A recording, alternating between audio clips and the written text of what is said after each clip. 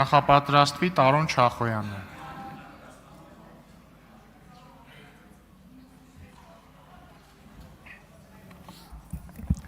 Ազգային ժողովի մեծարգո նախագահ, հարգելի փոխնախագահներ, հարգելի գործընկերներ, սիրելի ժողովուրդ։ Ես կհարգեմ ազգային ժողովի նախագահի առաջարկը, հնարավորինս կրճատելով իմ ելույթը, չնայած ասելիքս բավականին շատ կարող էր լինել, բայց կանդրադառնամ որոշ հարցերի, որտեղ այստեղ հնչել է նախորդ քննարկման ժամանակ, երբ որ քննարկվում էր Պաշտպանության հանձնաժողովի նախագահի թեկնածությունը, որը շարունակվեց նաև պետահայրավական հարցերի հանձնաժողովի նախագահի թեկնածության քննարկման ժամանակ։ Դա քննիչ հանձնաժողովի մասին է։ Պարզվում է, որ քննիչ հանձնաժողովի 44-օրյա պատերազմի հանգամանքների ուսումնասիրման զեկույցի մասին կասկածներ հայտնում են մարդիկ, որոնք դա կարդացել են։ Դրանք շատ սակավաթիվ են, բայց օրինակ Արթուր Խաչատրյանը եւ Գեղամ Մանուկյանը կարդացել են։ Ես կուզեի, որպեսզի բոլորը կարդան, նաեւ մեր նոր падգամները, որոնք արդեն ունեն իրավասություն, իջնեն գաղտնի բաժին եւ ծանոթանան այդ զեկույցին։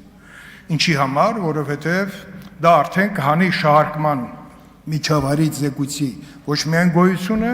այլ նաեւ ծանոթանան այն բովանդակությանը, որ տալիս է բազմաթիվ հարցերի պատասխան։ Մեսրոպ Մարտիրոս Մանուկյանը դա լիճում չի, խոսեց նաև զեկույցի մասին ինքը, այնպիսի տպավորություն ստացա, որ մանրամասն ոնց որ թե չլինելով դեռ падգամավոր, որոշ պատկերացումներ ունի մեր կանոնակարգ օրենքի մասին։ Պարոն Մեսրոպ Մանուկյանը լավ կլինի, որ ունի նաև հնարավորություն ծանոթանա քառօրյա պատերազմի քննիչ հանձնաժողովների զեկույցին, որովհետև այնտեղ կա նաև հիշատակում, թե մեր անհաջողությունները այդ կարճատև պատերազմի ընթացքում ինչպիսի արձանագրումներ են ունեցել եւ դա իրականացվել է ազգային ժողովի ամենակարևոր վերահսկողական գործիքակազմի միջոցով, որն է քննիչ հանձնաժողով ունենալը։ Վերջին 7-8 տարվա ընթացքում ազգային ժողովը ունեցել է 4 քննիչ հանձնաժողով ստեղծելու հնարավորություն եւ ասեմ ձեզ, որ 4-ից 2-ը առնչվել են Պաշտպանության եւ Անվտանգության հանձնաժողովներին եւ հանձնաժողովը իրացրել է իր այդ սահմանադրական իրավունքը եւ ներկայացրել է զեկույց։ Քառօրյա պատերազմի զեկույցը ինձ հաջողվել է ներկայացնել ազգային ժողովի լիագումար նիստերի դալիճում եւ 44-օրյայի զեկույցը տարբեր տարընթերցումների իրավական տարընթերցումների պատճառով գնացել է առաջի բաժին, բայց դա չի զրկել հնարավորությունից մեր падգամներին եւ պետական ինստիտուտներին ծանոթանալ դրա հետ։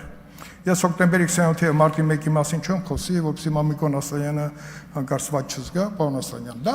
միշտ ես խոսեմ, քանի բացահայտված չեն։ Իսկ բացահայտումները հերթով տեսնում եք արդեն գալիս են։ Երկու շատ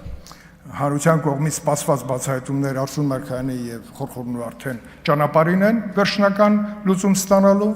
եւ հաջորդի այստեղ։ Ինչի որոշեցի խոսեմ հենց պետահայրավական հանձնաժողովի նախագահի թեկնածության քննարկման ժամանակ այս թեման, որովհետև քննիչ հանձնաժողովի աշխատանքի ընթացքում պարզ դարձավ, որ իրավական հարցեր կան, որոնց լուծումը պետք է գտնենք Տիկին Ջուլակյան։ Ես համոզված եմ, որ միասին դա կանենք, որովհետև քառօրյա պատերազմի ժամանակ գտնվեց մեկ նախկին պաշտոնյա Գրիգորի Խաչատուրով գեներալ-գնդապետ, որը հրաժարվեց գա քննիչ հանձնաժողովի աշխատանքներին եւ ուղարկեց ընդամենը մեկ էջանոց մի բացատրություն, բայց մնացած բոլոր պաշտոնյաները, նախկին նախագահ, վարչապետներ եւ այլն, բոլորը ներկայացել են զինվորականներ, ում ուղարկել են հրավեր։ Եվ մեկ տարօրինակ արձանագրում եղավ 44-օրյա պատերազմի ժամանակ, այն է, որ Վարդան Օսկանյանը անդադ էկրանի մյուս կողմից էր հայտնվում եւ մերժում էր քննիչ հանձնաժողովի աշխատանքին մասնակցելուց։ Չնայած դա միակ այն հարթակն էր, որտեղ բոլոր պաշտոնյաները ունեին հնարավորություն, այն ինչ որ չեն ասել քաղաքական առումով, գան եւ անեն դա քննիչ հանձնաժողով։ Այն ինչ արեց նաեւ հանրապետության վարչապետ Նիկոլ Փաշինյանը։ Եթե կարդալու ցանկություն չունեք, տեսագրությունները որպես դոկումենտալ նյութ կարող եք տասնյակ ժամերով նստեք եւ նայեք։ Պարոն Խաչատրյանը համոզված եմ չի նայել, դուք դե նայեք զայնագրությունները, տեսագրությունները։ Շատ լավ, դա ասինքն դրանք էլ շատ տևական ժամանակ է պահանջելու, բայց դա շատ կարևոր արձանագրումներ են, որոնք ֆիքսված են։ Հիմա ասեմ ստորագրությունների մասին։ Ստորագրությունը կլինեին շատ, եթե մեր սիրելի գործընկերները ընդդիմության մասնակցեին քննիչ անժժոյի աշխատանքին։ Անհասկանալի հիմնավորում նրանք մերժեցին այդ աշխատանքների մասնակցելուց, նաև զրկեցին իրենց հնարավորությունից, որպեսզի հրավիրյալներին ոչ միայն ուղարկեն ոչ ցանկալի հարցեր, այլ նաև ունենան սեփական կարծիքը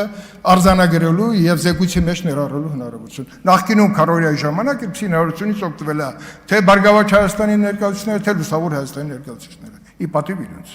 Դրանք առկա են եւ դրանք փոփոխության ենթակա չեն։ Հիմա ժամկետի խախտում իրավական առումով այս վեճը դրա մասին չի։ Քննիչ հանձնաժողովի կարևոր առաքելությունը զեկույց ունենալն է։ 4 քննիչ հանձնաժողովներից միայն մեր հանձնաժողովը, որը միայն մեր հանձնաժողովն է իրավ ասում քննելու, պաշտպանության անվտանգության հարցերը, ներկայացրել է 2 զեկույց։ Եվ զեկույցի գոյությունն է, որ մնայուն արժեք է լինելու եւ նա իր արժեվ դրված խնդիրը լուծած համարելով պետք է նաև այդ հարցերի պատասխանը ուղարկի այն գերատեսչություններ, որոնք իրավասու են այդ զեկույցից օգտվելով իրականացնել ուղումներ այն բացողումների մեջ, որը մեզ նաև բերել է պարտության։ Գեգամ Մանուկյանը ասեց, որ մեր զինված ուժերը կարելի ասել այլևս չկան։ Ես կարող եմ մի մասում համաձայնվել, պաշտպանության բանակը այլևս չկա, բայց մեր զինված ուժերը ոչ միայն կա, այլ նաև ապրում է իր զարգացման նոր փուլերը ձեռք բերելով, նոր սպառազինություն զարգացնելով, ռազմաարդյունաբերությունը լուծելով իրավական բոլոր այն խնդիրները, որը ապահովել են այդ զարգացումը։ Եվ ես կարծում եմ, Տիկին Ջուլակյան, նախ վստահ եմ, որ դուք ստանաք մեր խմբակցության մաքսիմալ ձայները, որովհետև մենք իրար գիտենք նաև ճանապարհ անցնելու շնորհիվ, ձեզ եւ Աղալաքսյանին նշել եմ, մարդուն ճանաչում են ճանապարհ անցնելով միասին, դուք կանեք դա քննիչ հանձնաժողովների մասով, ասեմ ձեզ, որ այն խնդիրը, որ հրավիրյալները պետք է իրավունք չունենան, չներկայանան, այդ խնդիրը օրենսդրական լուծում է պահանջում։ Կարծում եմ, պարոն Հարություն Հարությունյանը մեզ օգտակար կլինի այդ հարցի լուծմանը մասնակից լինելու, որովհետև այդտեղ մենք չհաջողեցինք ճիշտ մշակումներ ունեցանք պաշտպանության հանձնաժողովում, բայց այստեղ էլ պետք է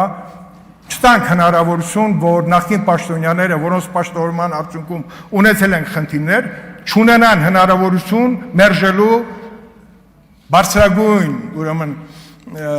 քաղաքական մարմնի կողմից ստեղծված հանձնաժողովին չներկայելու հնարավորություն։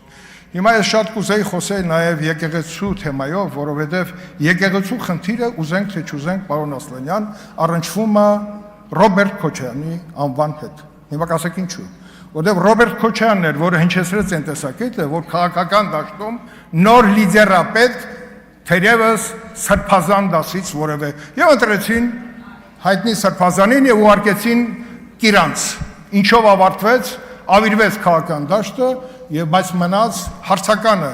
Ռոբերտ Քոչարյանի եւ Դաշնակցության կապը, ինչքանով է այդպես ամուր կապված։ Ես կարծում եմ, այս ելույթով ես դրան չեմ անդրադառնա, բայց ապագայում կխոսեմ այդ կապի ստեղծման ժամանակագրության եւ նրա ամուր լինելու մասին։ Շնորհակալություն։